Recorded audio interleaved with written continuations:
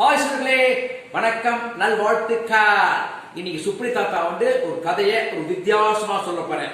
ஆமா, இன்னைக்கு கதை சும்மா ஒரு நிமிஷம் ஒரு 10 செகண்ட் தான் இருக்கும். அந்த கதைக்கு ஒரு மியூசிக். யாரும் மியூசிக் போட்டிருக்கிறது?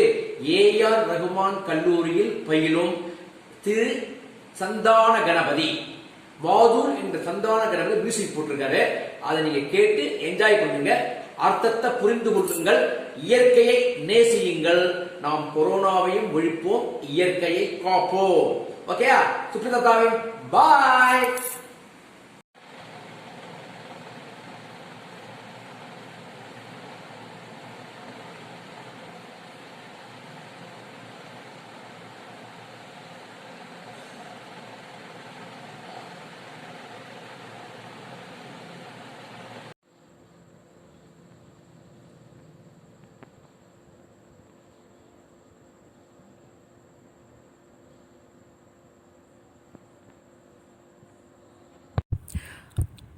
அது அடர்ந்த காடு, ஆனந்த காடு. அனைத்து பறவைகளும் ஆர்ப்பரித்து வந்து கொண்டிருக்கின்றன ஆலமரத்தை நோக்கி. தலைவர்களின் வருகைக்காக. தலைவர் வந்தாகிவிட்டது.